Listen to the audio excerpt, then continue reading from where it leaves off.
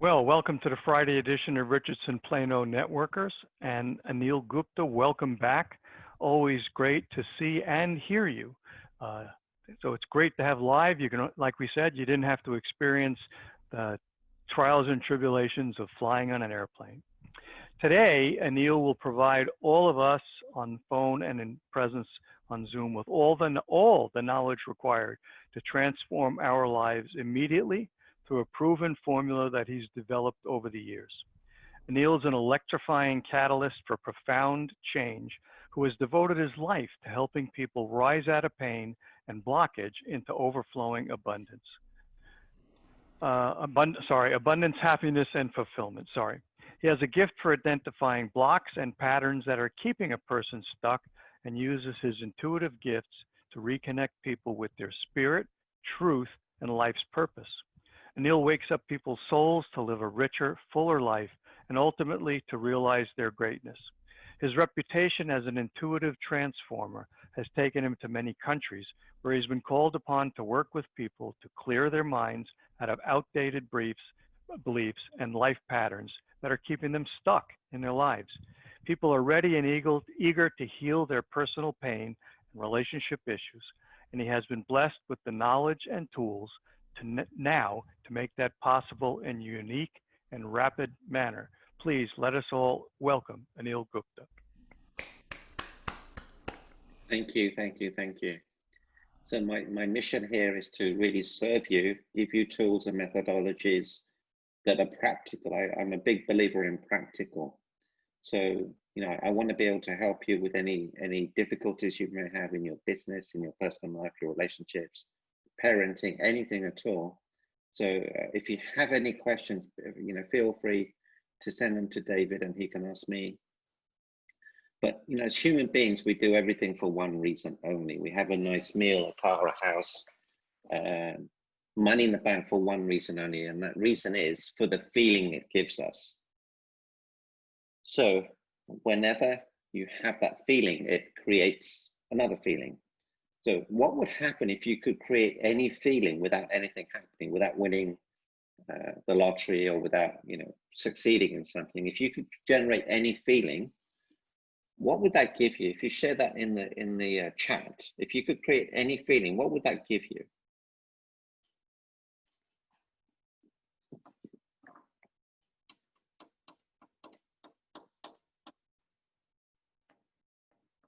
Joy, acceptance, yeah. Peace and fulfillment, yeah.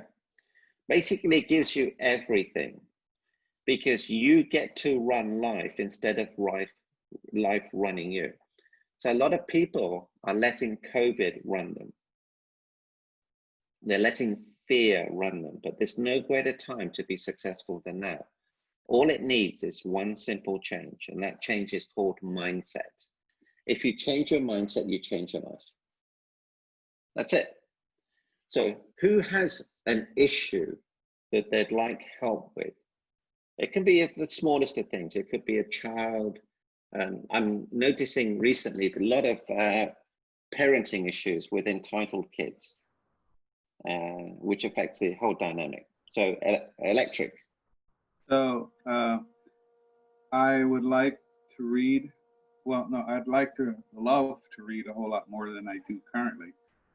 For me, reading is a chore. I have to force myself to read. Okay, good. That's a mindset. Yeah. So what is it you're reading? Well, right now, in a general self-improvement books. Like right now I'm reading something called Switch on Your Brain by Caroline Leaf. And it's a chore to read that book. But I'm open to anything, John Maxwell, any of those guys. Okay. So there's something called Philosopher's Notes. And what they do, they break down the book into chunks, into a few pages. Because I agree with you, Electric, it doesn't make sense to read a 300-page book when there's only 5 pages that are relevant or important. If you look at my book, it's 100 pages, but there's no fluff. So there's Philosopher's Notes. There's something on your phone. I think it's called Optimize, something like that. But there are people who will concise the book so that you can read a book a day, 2 books a day. So there's always a way. Life isn't about resources, it's how resourceful. So if Lloyd had asked, how can I read more books with less time, with more pleasure, and get more done? Where do I look for something? There has to be a solution. There must be a way. Who could I ask? Who would know? Google this, ask this. So there's always a way. And it's a great question you ask. You know, you don't enjoy it, why do it? You should only be doing things that you enjoy. And if you don't enjoy it, find a way to enjoy it. So Lloyd, what's the benefit to you of reading these books? For me, I see that as personal growth. It helps me to understand other people better and to be a better friend and coach and mentor and overall giver, so I can, when I'm dealing with other people, you know, I can connect with them, get to know them, and get to help them. Because if they trust me enough to tell me what their problem is, I might have a solution. Okay, good. And what type of coach are you? Say again? What type of coach are you? I'm not a coach. I'm sort of, to me, it's incidental. I talk to people and I have the ability to offer them a different perspective. It's sort of like intuitive. I'll talk to someone and I'll be able to say, well, have you thought about it this way? Right? And they'll go, oh, I never thought about it that way. And so they have a different perspective, a different paradigm that helps them to move forward. But that's not what I do. I don't do that for my living. That's just part of what I do incidentally. Okay. So what is it you're seeking in the book? What's the one thing you're seeking? Well, I'm not sure. For me, it's always been about personal growth, and maybe now think about it, maybe to find a way to, because I'm a pretty angry person, you wouldn't believe it, because I smile all the time, but that's me. I have years of anger built up, so maybe trying to find a way to let go of the anger. Good. So Lloyd, what you need to do is to forgive. Oh yeah, been praying about that quite a bit. Okay. A lot.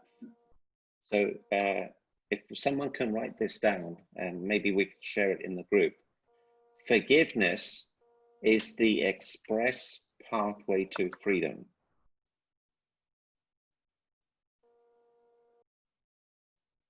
It's interesting. I've been praying about forgiveness for about a week now.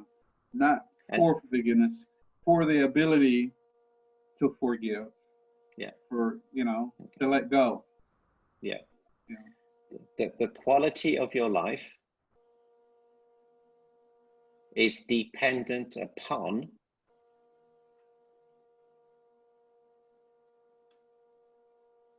the depth and authenticity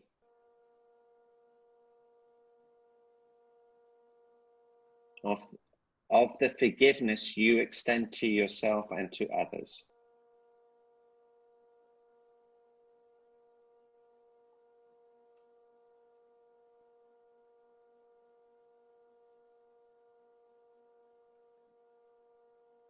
Okay, so Lloyd, if I said to you, in 2 hours, I could do a session with you to allow you to forgive, what would that give you?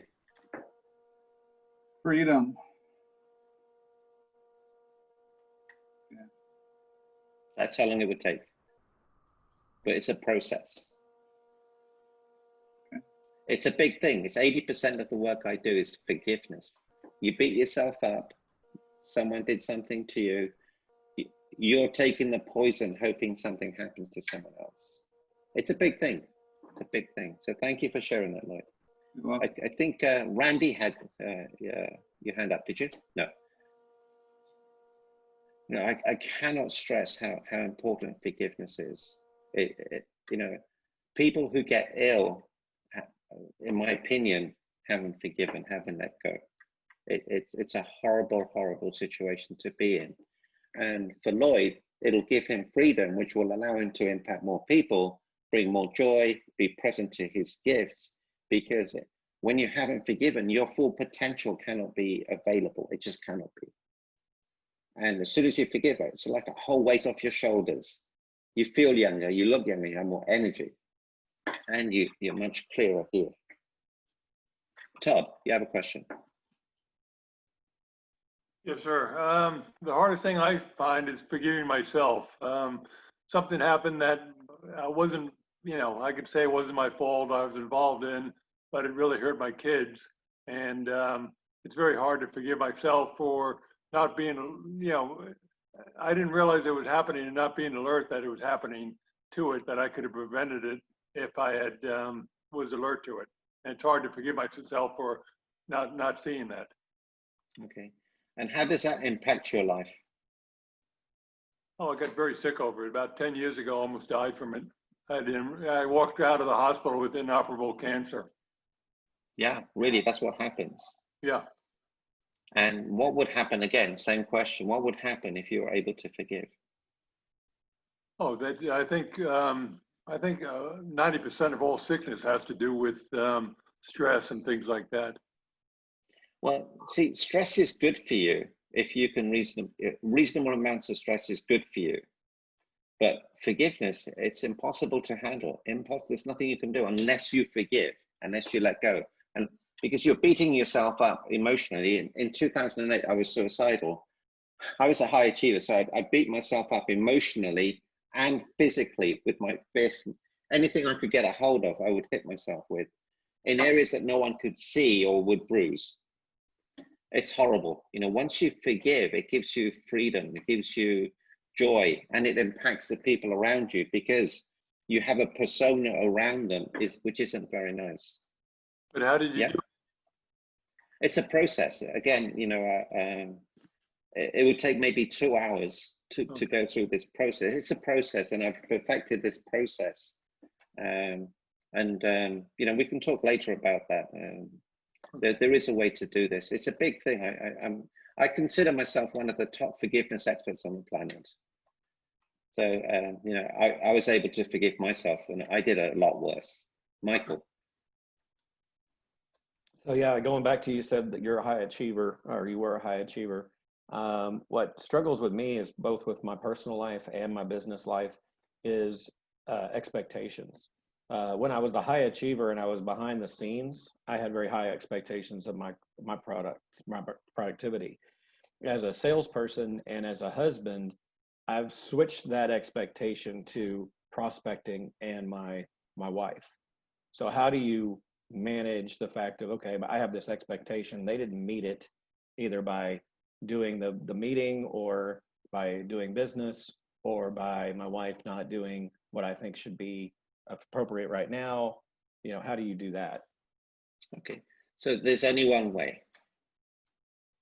Okay, if you read the chat, it's awareness gives you clarity, clarity gives you focus, focus gives you action, action gives you results, which gives you momentum, which gives you everything.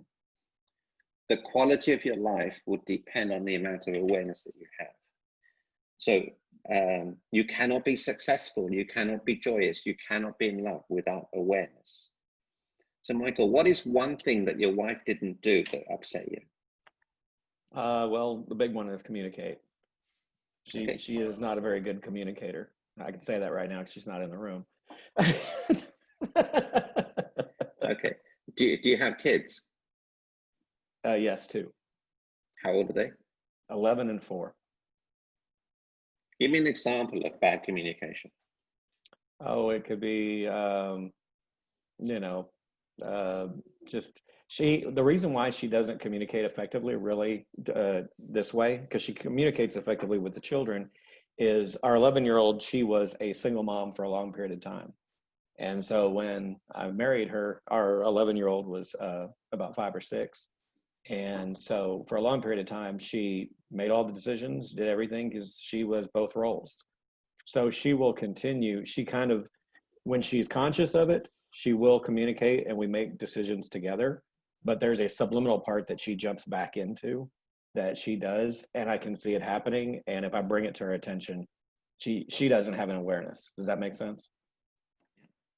So I still don't know what you're saying to me. Okay. So give me an example. It could be something like, perfect example just now. So my daughter, instead of, my wife is out of the house making errands, and my daughter decided to call her on the main line and ask if she could go ride bikes with her friends. Well, I was sitting right here, and the impact for me is now I'm having to manage my 4-year-old at the same time as doing my meeting. Well, my wife went ahead and approved that decision, and off went my daughter. So that's one example. Okay, and what was the upset? For me, it was the fact that I wasn't consulted about that decision and how it impacted, the big picture of what I need to get done. Okay, and when did your wife leave the house? About 9 o'clock this morning, but she's been in and out doing different things as far as doing the house. As far as she came back and did a pool sample, stuff like that. But all right. So who is looking after the kids? I do it whenever I can, as far as on the meetings, and so the 11-year-old. A lot of times, the reason why the 11-year-old being in the house at the same time is because she can kind of entertain the 4-year-old and keep him occupied. If she's not there, then it becomes where I have to make sure he's occupied with electronic devices or something like that, so I can continue to keep my brain focused. Okay. And was your 4-year-old safe? Yeah, my 4-year-old's safe. I can see him in the other room right now. Okay. No. You said that they were going to ride bikes. Oh yeah, my daughter. Yeah, they're going to ride bikes down to the park. Okay. So there's no concern for safety. No, it's just about the respect of time. I guess that's the biggest thing is the respect. Okay. So for a man, his biggest issue is not being respected. So your wife doesn't respect you. It's not communication. She does not respect you.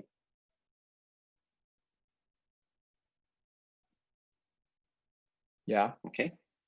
For a woman, she wants to feel loved, and she does not feel loved. Okay. So when was the last time you said to her, "I love you"? Oh, I say it all the time, but we've got love languages. So her love language is service. And sometimes she says it's not, but I can tell that it is. Okay, this is going to be interesting. Okay, so let's role play. I'll be her and you be you. Fantastic. Okay, tell me exactly what you would say to her to say that you loved her. Well, because I think that her love language is service, a lot of times I'll just say, I love you. No. Just say it.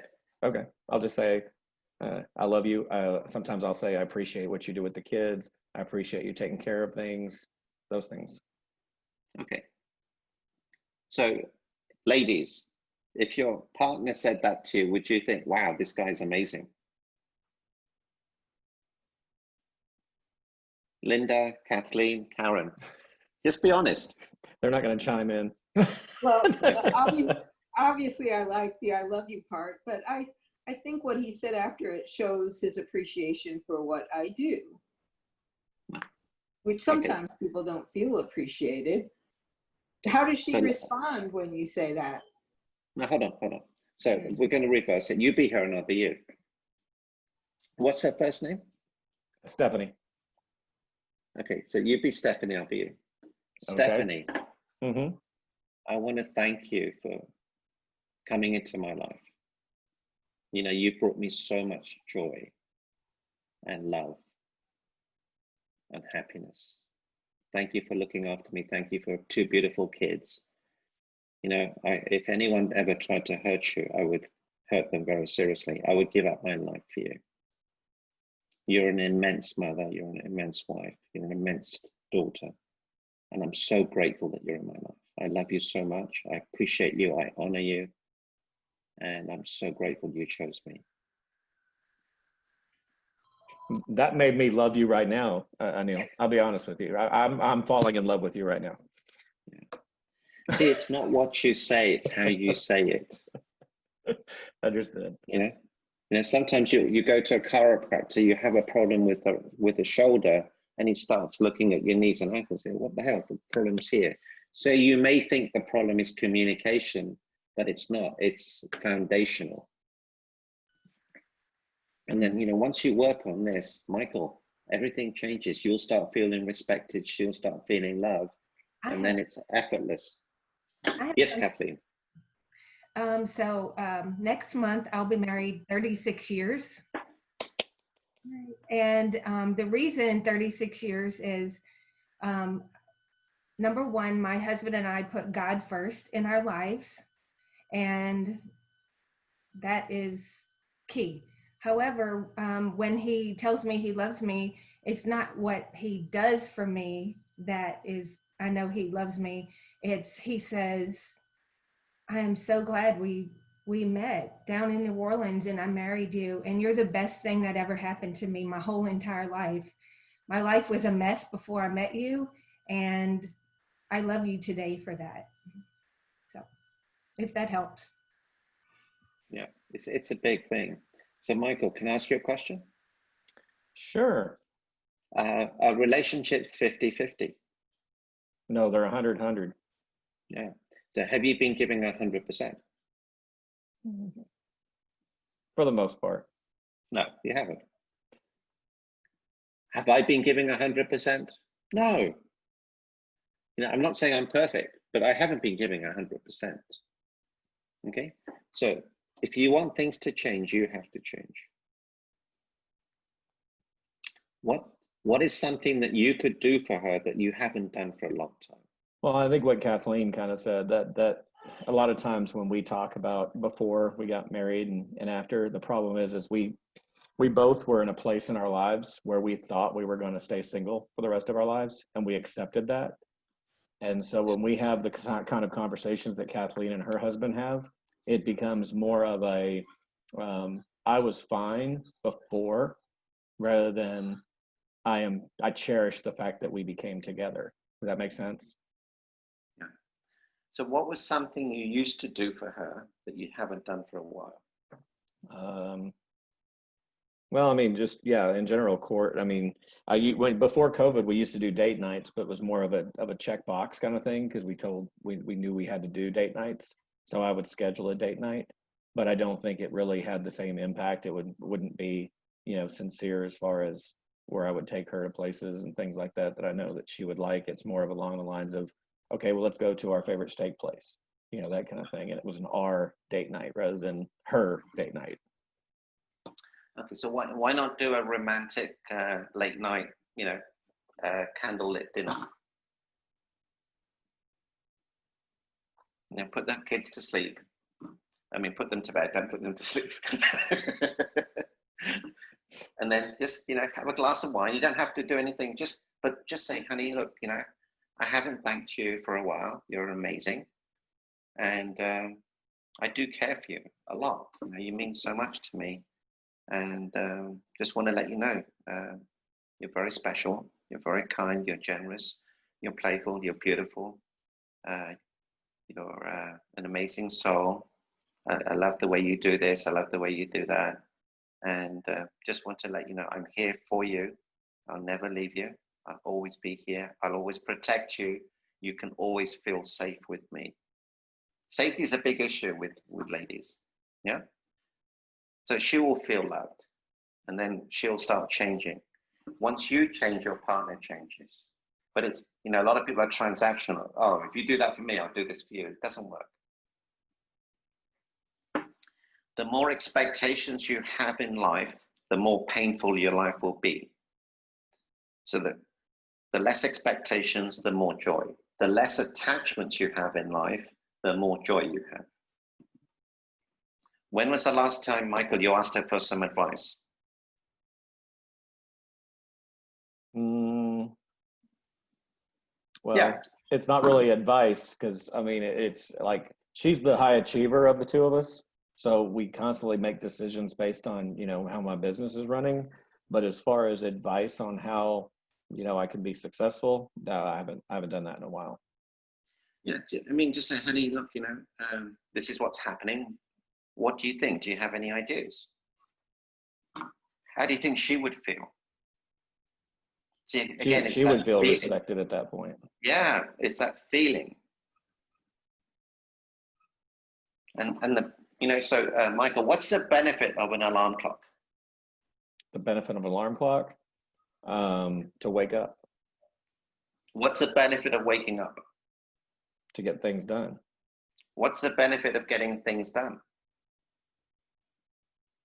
To continue to succeed. What's the benefit of getting more success? Eventually, you're peaceful with what you have, or what you like the stuff that you've prepared for, like providing for your family. Okay, so that's just an alarm clock.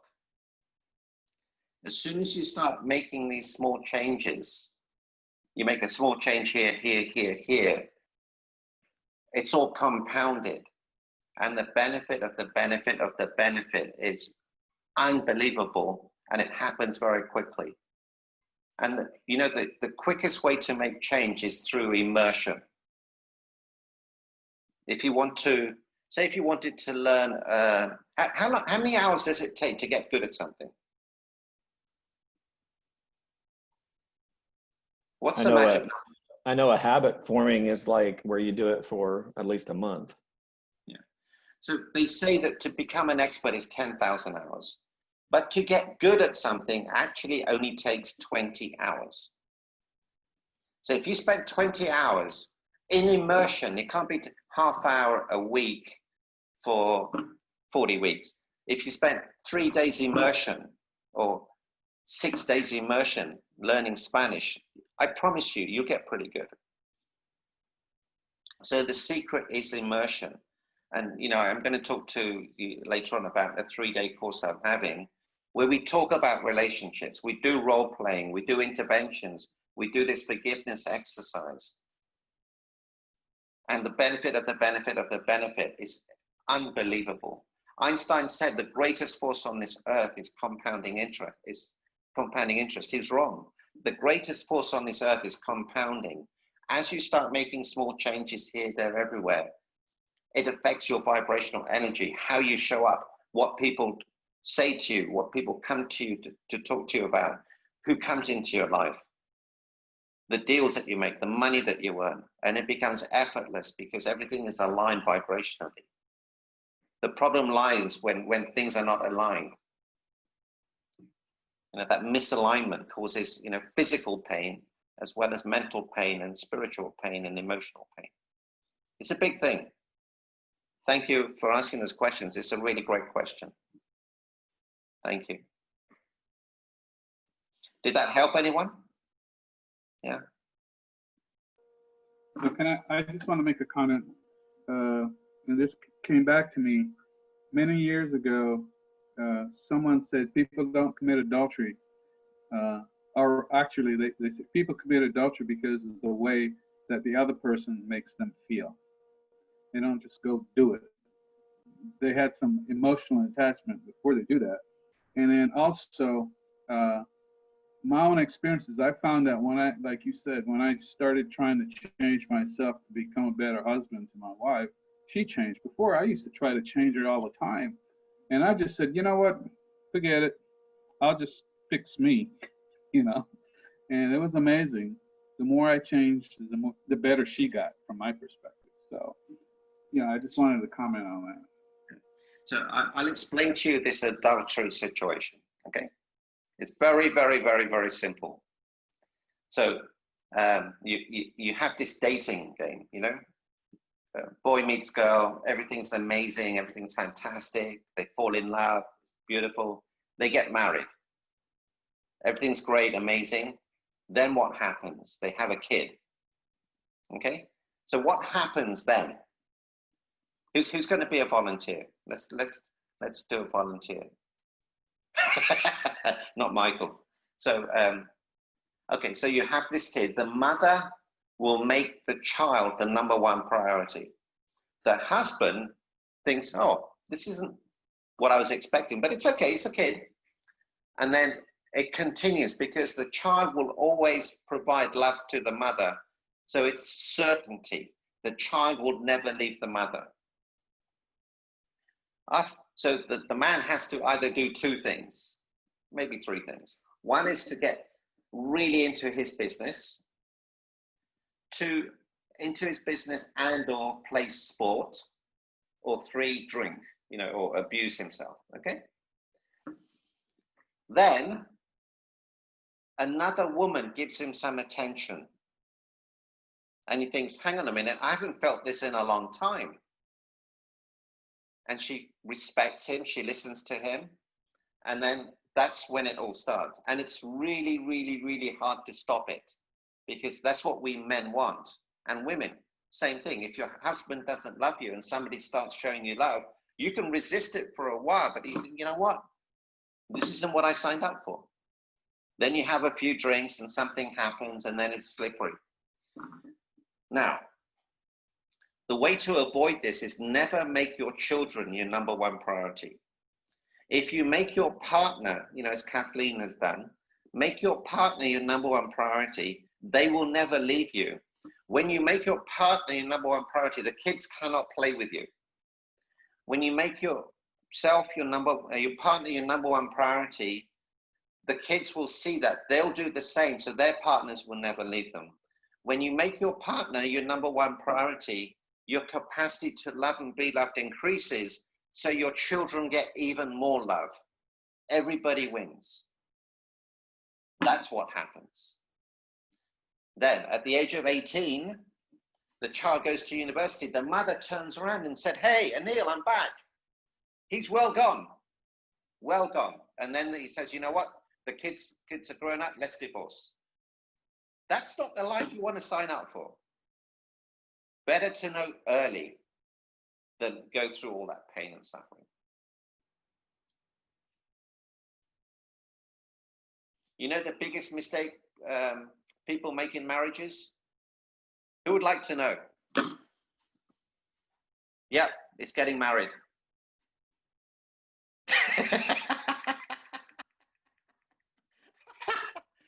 If you didn't get married, you'd have no divorce rate. But seriously, yeah, the biggest mistake people make in marriages is this. They don't pick the right partner for the right reason. They don't do their due diligence. They happen to meet somewhere and they think it's chemistry. It's not.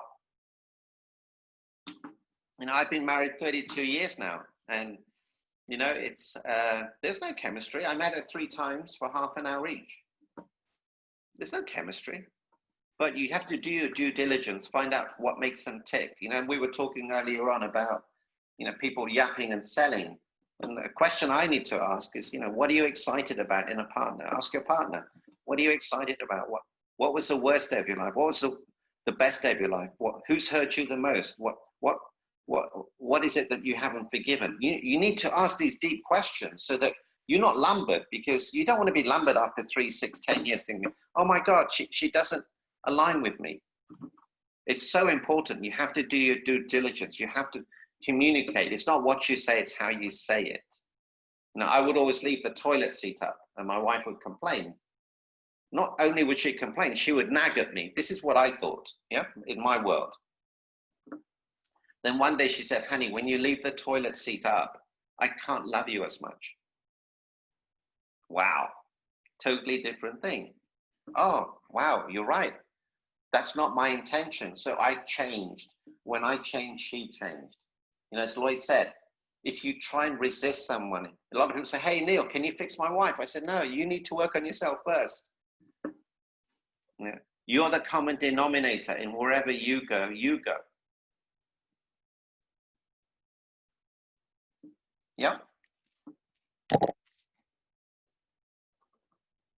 You'll have a drink. But while I'm drinking, any questions, anything anyone wants clarification on?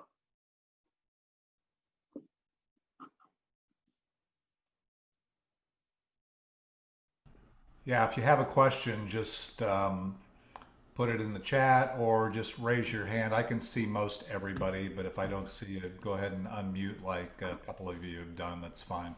I don't want everybody to do it at once. Who's got some issues with their kids?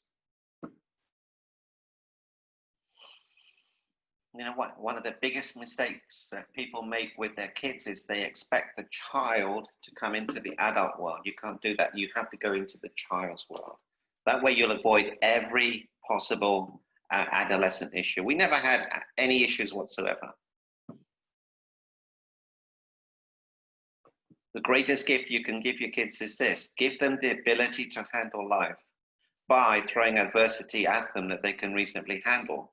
In nature, this is what parents do. This is what we do as human beings, and we're not serving our kids. We have to throw adversity at our kids so that they can prosper, and whenever life throws them adversity, they know how to handle it because they've been prepped up. It's the greatest thing you can give for them. Make it difficult for them. I know all of you had difficult lives, but you overcame. But we're trying to prevent our children having difficult lives. It's not serving them, it's hurting them.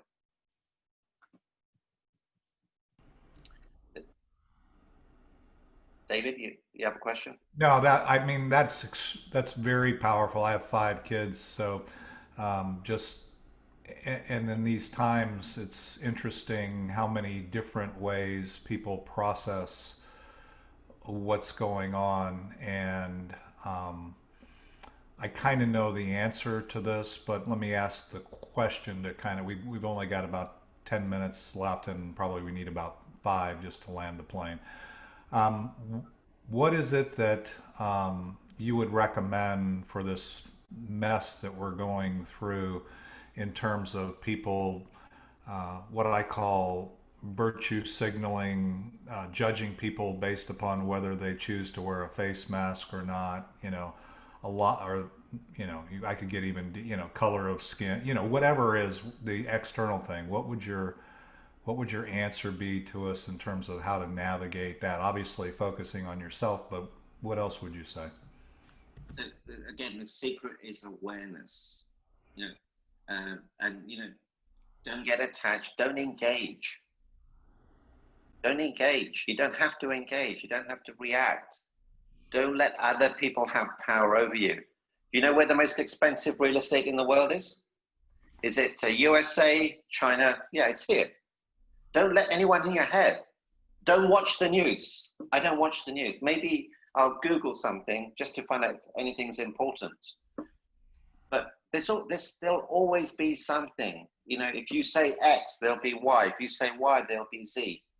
It's always going to upset somebody. So just be an observer. And, it's like you can observe, but not judge. Observe and not judge. Oh, interesting. And then you can carry on with your life. But as soon as you engage, you're picking a side. As soon as you engage, this judgment. And it just takes away the beauty of you. Did that help, David? Mm.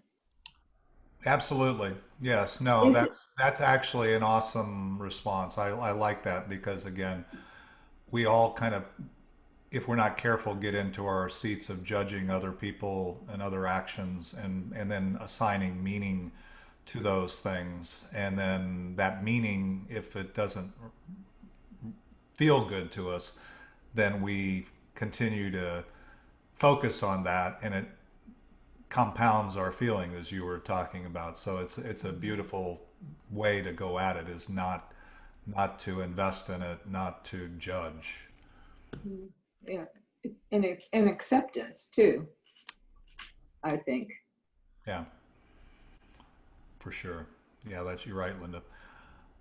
Okay, so Anil, we're getting into the kind of the land the plane, and you mentioned to me at one point you were going to be planning to be back in Dallas whenever that, coming up, and I know this is having been in, one of your sessions when you were here before. And by the way, my daughter Hannah was hoping to get on this call because she was there with me. I don't know if you remember, but I know Lisa was there in the thing you did at the hotel, and you actually you don't realize it, but you had a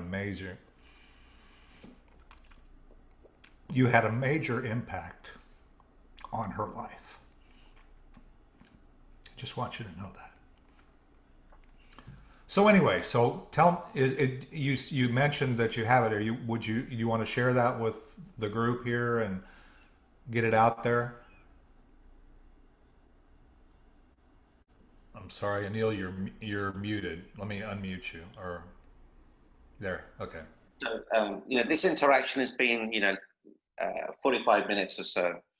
I'm doing an event where we talk about relationships, we talk about forgiveness, we talk about giving tools to you, your spouse, your kids, parenting, letting go, communication skills. 3 days of intensive with me, 8 hours a day. Imagine where you will be after 3 days. In a totally different place. You'll have tools, methodologies, role plays, interventions, teachings, coachings, slides, amazing content that you probably never experienced before.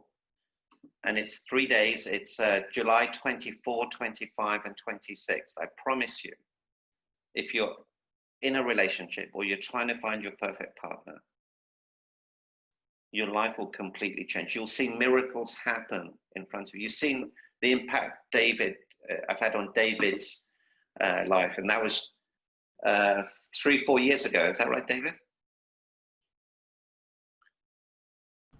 Yeah, it was. When you, Yeah, it was 2018 or 2017. It's been a while. Yeah.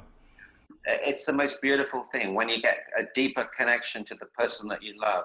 When you fall in love with yourself, your children. It's so beautiful because it's all compounded. You get to keep this for the rest of your life. And I'll give you the website. It's retreatwithanil.com. And you'll get a $50 discount or a $150 discount according to whatever you get. You get replays, you get interventions, you'll get me. You also get one of the guest speakers is a body language expert. So she'll teach you how to know when someone's lying, not just in physical space, but on Zoom calls too. Then there's a body structural engineer who will teach you how to improve your body posture and remove pain. And the third speaker is she will teach you how to gain more energy. If you compound that with relationships and coaching advice, this isn't just relationship coaching, it's business coaching, because once you start changing how you show up, your vibrational energy changes, people sense it. And I promise you, it's the most incredible experience. And if for any reason you're not getting, hundreds and thousands of dollars worth of value after day one, just say, Neil, this is not for me. And you keep whatever you've gotten in the first day and it's completely free. But I promise you, this is what I do. This is my gift. Everything changes. Every part of your life. If you're looking for your mission, purpose, and passion, you'll get clearer towards it. You'll get one-on-one interventions with me personally. When I'm coaching, my coaching clients pay $15,000 for 3 months. That's over $1,000 an hour. This is an incredible opportunity. I've never done one online, but it'll be amazing. Just ask David. He's experienced me. He's been in the same room. He's seen miracles happen with other families. There was a family with 4, the Smiths. Do you remember them? Yes. It was unbelievable, the experience we had with them. And their lives have completely changed. And their lives have completely changed others' lives. So, very few people on this planet have this gift. And you have the opportunity to be part of it. And, if you don't like it, just say so and you'll get a full refund. You have nothing to lose. But this is where immersion comes in. Immersion is the secret. You will get so deep and so clear, everything changes. Hey, and Neil, I actually posted on the chat what I think was the link that you said. I just typed what I heard you say. Is that if you can validate on the Yep, perfect. Okay, so for folks, again, let's give Anil a hand. This has been incredible. I expected no less. By the way, Anil, I want to follow up with you. I'd like for you, if you're available, to us to record Warrior versus Zombie episode with you next week. Absolutely. Always say yes. always say yes. Yeah. So I know.